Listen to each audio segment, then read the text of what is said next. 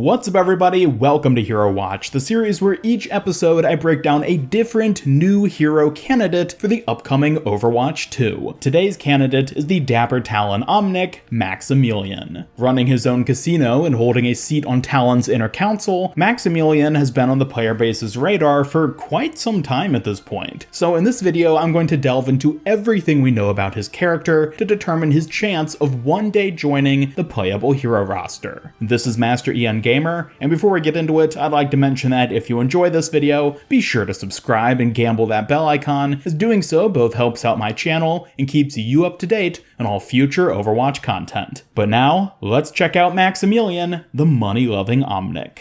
So to start, let's cover all these story details we have on him. His first canon appearance was in the Masquerade comic shortly after the release of Doomfist in July of 2017. In the comic, Widowmaker and Doomfist, the latter of whom had just recently broken out of prison, meet up with Maximilien at his casino in Monaco. There, Maximilien updates Doomfist on how things have been progressing in Talon while he was away. He informs Doomfist that some were happy to see him locked away, but clarifies that he personally isn't one of them. Despite this, Doomfist seems to be distrusting of Maximilien, which is an important detail to take note of for later. At the end of the comic, we see Maximilien again at the table of Talon Inner Council members during their meeting in Venice. Maximilien's next appearance was in the 2018 Archives event. Here, he gets name-dropped by Reyes during the Retribution PvE mission, and is acknowledged as being one of Antonio's associates, along with Doomfist and Viali. Additionally, this event added a Maximilien player icon to the Archives loot boxes, with artwork matching the art style of other playable heroes' character icons. After this, Maximilien didn't appear again until the next Archives event in 2019, where he played a central role in Storm Rising. The PvE mission itself involved Tracer, Genji, Mercy, and Winston pursuing Maximilien through Havana. According to Sojourn, capturing Maximilien was Overwatch's best shot at locating Doomfist, whose capture was imperative in the fight against Talon. After fighting their way through the streets, Rum Distillery, and Seafort, the strike team finally catches Max right before he escapes Havana. Upon being confronted by the strike team, Maximilien immediately looks to barter his way out, and ultimately offers to introduce Overwatch to Doomfist in exchange for his own safety. Shortly after the Storm Rising event launched, Blizzard released a short audio clip on their social media of the following interrogation.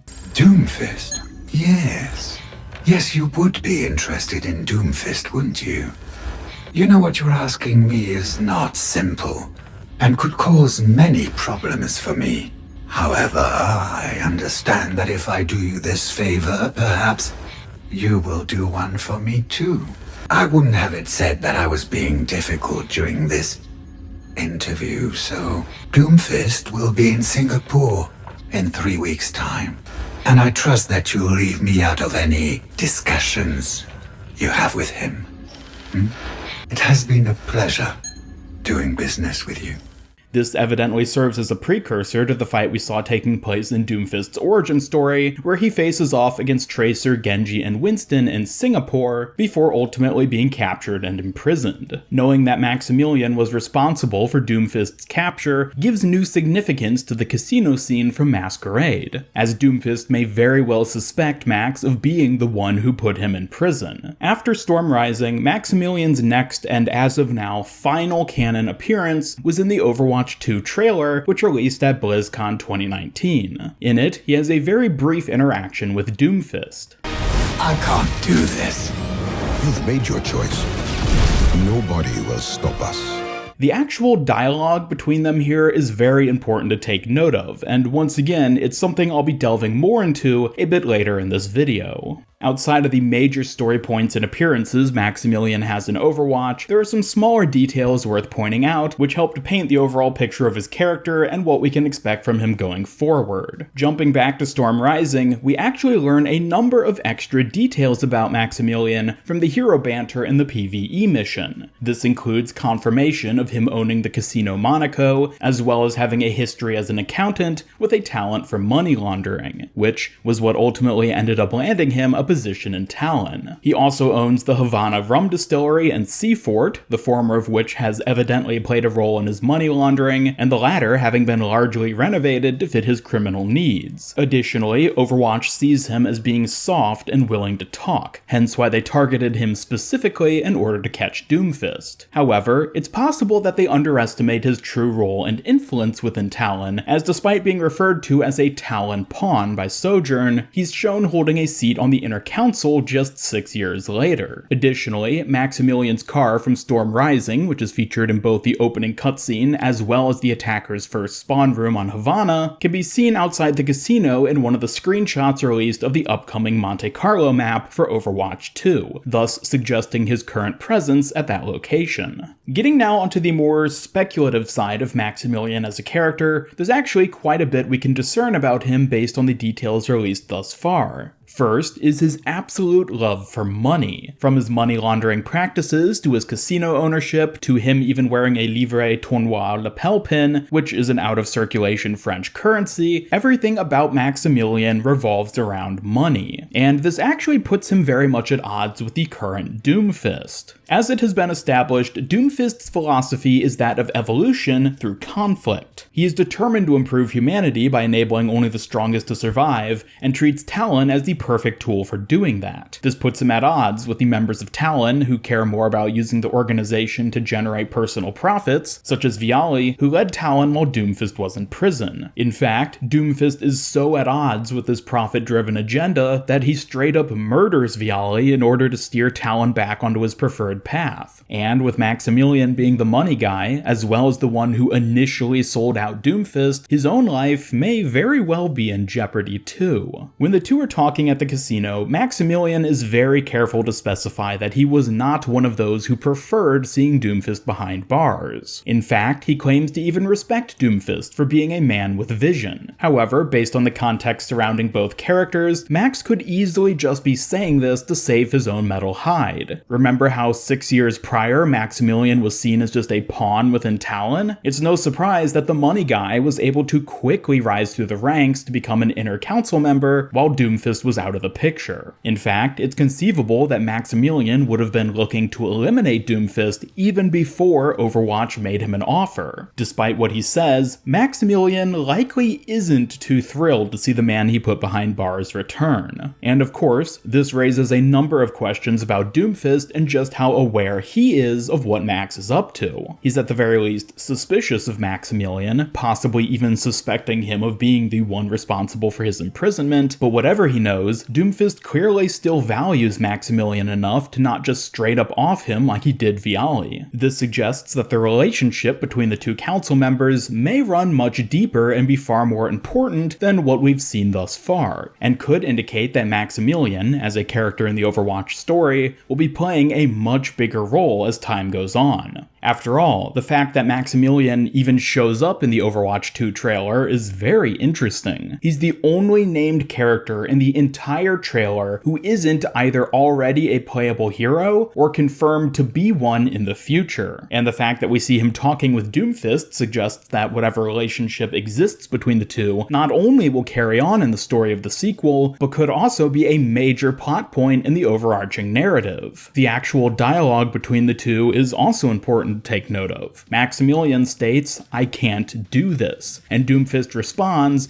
"You've made your choice, nobody will stop us." It's unclear what exactly Max is saying he can't do, but given the context I just covered, it seems very likely that he's referring to his commitment to the new Talon. With Talon having been largely a profit-driven organization for the past 6 years, and Maximilian clearly having benefited greatly from it being that, the new direction Doomfist is taking things might not be so appealing or comfortable to someone like Max. It's even possible that Doomfist made Max the same offer he made Viali. Join the new Talon and do things Doomfist's way, or die. And perhaps unsurprisingly, it would seem that Maximilian chose the former, despite the unfavorable position in which it places him. On top of this though, you could also interpret Maximilian's statement of hesitation as being an indicator of something more than just his devotion to Talon. It could also allude to his devotion to fight. As I said, Max is the only named character in the trailer who isn't already confirmed as a hero, so does that mean that, like Sojourn, he too will be joining the roster in Overwatch 2? Not necessarily, but it is worthwhile to examine his kit and ability potential regardless.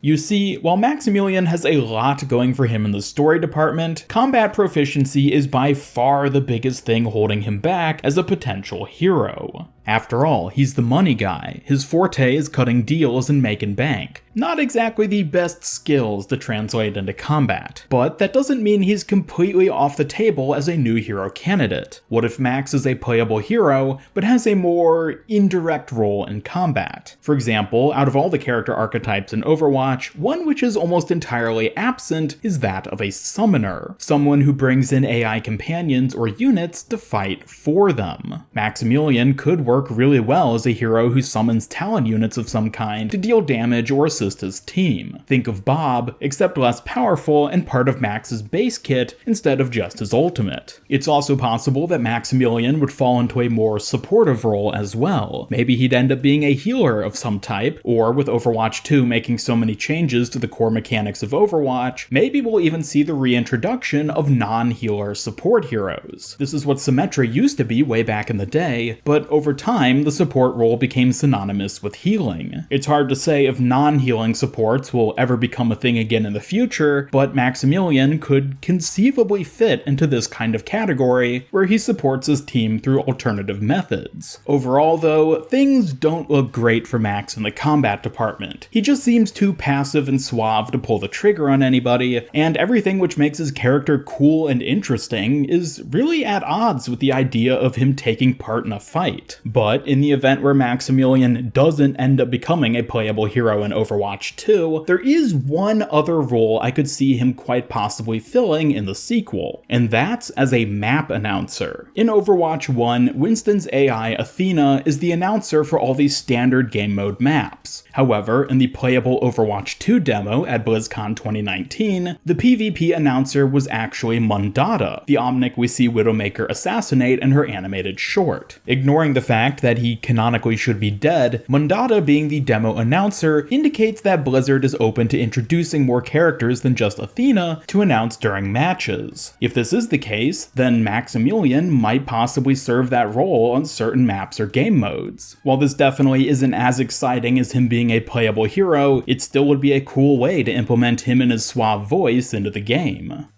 So, considering everything we know so far about Maximilian as a character, what are his odds of actually joining the playable hero roster in Overwatch 2? His character and story ties are phenomenal, and easily make him far more interesting of a character than, dare I say, many of the existing playable heroes. This story's significance is made even more pronounced by his inclusion in the Overwatch 2 trailer, which suggests that at the very least, he'll be playing a big role in the game's plot going forward. However, he falls severely short in the combat department, as his profit-focused businessman demeanor not only feels out of place on the battlefield, but straight up contradicts the idea of fighting. For him to engage in physical combat against his enemies would almost undermine everything that makes his character interesting and unique. That doesn't mean it's impossible for him to join the roster, but certainly makes him feel less appropriate for filling that kind of role in the game. So overall, on a scale of 1 to 5, I have to give Maximilian a solid 3.